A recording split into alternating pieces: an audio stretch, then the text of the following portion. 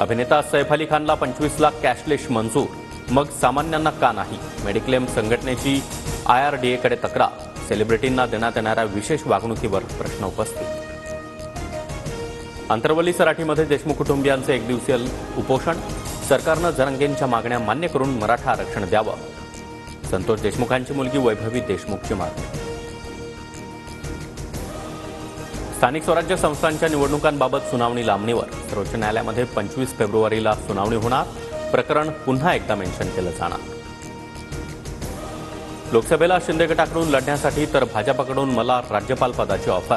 ठाकरे गटाचे नेते चंद्रकांत खैरेंचा दावा, तर संजय शिरसाट यांच्याकडूनही खैरेंना ऑफर दिल्याची कबुली.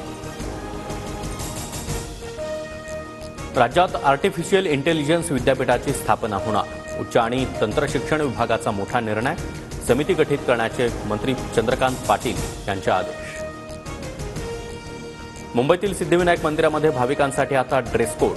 शॉर्ट कपड्यांवर बंदी. भारतीय परंपरेला साजेसे कपडे भाविकांनी परिधान करावे, मंदिर प्रशासनाचं आवाहन. तिसऱ्या T20 सामन्यामध्ये विजयासाठी भारताला 37 चेंडूमध्ये 82 धावांची आवश्यकता. भारताची मदार आता हार्दिक पांड्यावर.